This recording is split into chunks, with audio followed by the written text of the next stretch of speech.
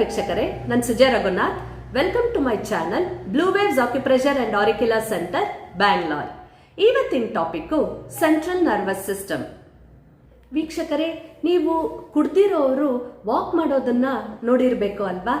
ಒಂದ್ ಹೆಜ್ಜೆ ಇಲ್ಲಿಟ್ರೆ ಇನ್ನೊಂದು ಹೆಜ್ಜೆ ಯಾವ ಕಡೆ ಇಡ್ತಾರೆ ಅಂತಾನೆ ಗೊತ್ತಾಗಲ್ಲ.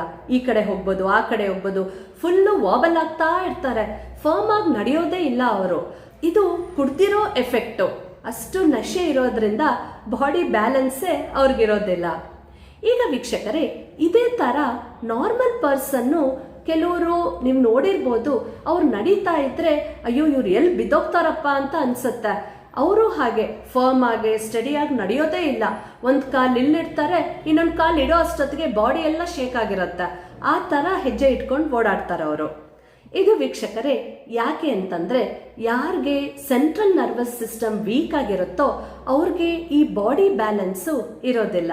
ಹಾಗಾಗಿ ಅವರು ನಡಿಬೇಕಾದ್ರೆ ಬ್ಯಾಲೆನ್ಸ್ ತಪ್ಪತ್ತೆ. ಈಗ ನಾವು ಸೆಂಟ್ರಲ್ ನರ್ವಸ್ ಸಿಸ್ಟಮ್ ಏನು ಅಂತ ತಿಳ್ಕೊಳ್ಳೋಣ. ಈ ಸೆಂಟ್ರಲ್ ನರ್ವಸ್ ಸಿಸ್ಟಮ್ ಅಲ್ಲಿ ಬ್ರೈನ್ ಮತ್ತೆ ಸ್ಪೈನಲ್ ಕಾರ್ಡ್ ಇನ್ಕ್ಲೂಡ್ ಆಗಿರುತ್ತೆ. ಇದು ಬಾಡಿಲಿ ಸೆಂಟರ್ ಪೋರ್ಷನ್ ಅಲ್ಲಿ ಇರುತ್ತೆ ನೋಡಿ. ಬ್ರೈನು, ಸ್ಪೈನಲ್ ಕಾರ್ಡ್ ಎಲ್ಲ ತಗೊಂಡ್ರೆ ನಮ್ಮ ಬಾಡಿಗೆ ಸೆಂಟರ್ ಅಲ್ಲಿ ಬರುತ್ತೆ. ಈಗ ವೀಕ್ಷಕರೇ, ಈ ಬ್ರೈನು ಸ್ಕಲ್ ಇಂದ ಕವರ್ ಆಗಿರುತ್ತೆ.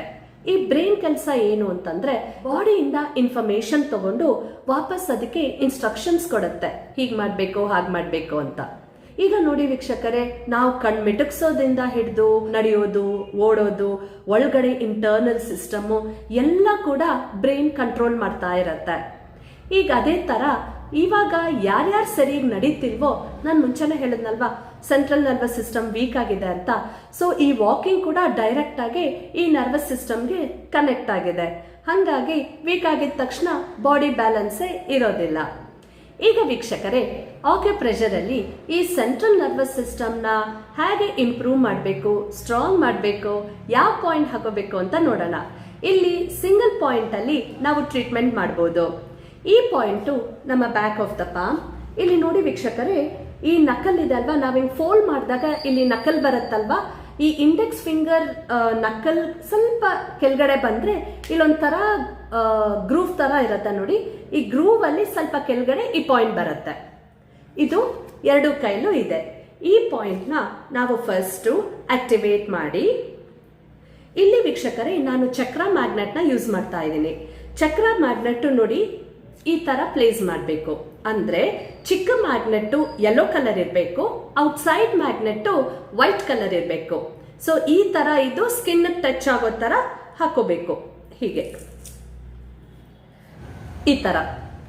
ಇದು ವೀಕ್ಷಕರೇ ಸುಮಾರು ನೀವು 10 ರಿಂದ 12 ಗಂಟೆ ಕಾಲ ಪ್ರತಿದಿನ ಈ ಮ್ಯಾಗ್ನೆಟ್ಸ್ ನ ಹಾಕೊಳ್ತಾ ಇರಬೇಕು. ಇದಲ್ಲದೆ ವೀಕ್ಷಕರೇ, ಇದರ ಜೊತೆ ನೀವು ಕೆಲವು ಫುಡ್ ಐಟಮ್ಸ್ ನಾನು ಇನ್ಕ್ಲೂಡ್ ಮಾಡಬೇಕು ನಿಮ್ಮ ಡಯಟ್ ಅಲ್ಲಿ.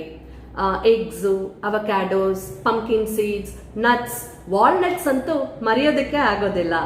ಆಮೇಲೆ ಬ್ರಾಕೊಲಿ, ಈ ತರದೆಲ್ಲ ನೀವು ನಿಮ್ಮ ಡಯಟ್ ಅಲ್ಲಿ ತುಂಬಾ ಇನ್ಕ್ಲೂಡ್ ಮಾಡಿದ್ರೆ ನಿಮ್ಮ ನರ್ವಸ್ ಸಿಸ್ಟಮ್ನ ಸ್ಟ್ರಾಂಗ್ ಮಾಡೋದಕ್ಕೆ ಇದು ಕೂಡ ಸಹಾಯ ಮಾಡುತ್ತೆ.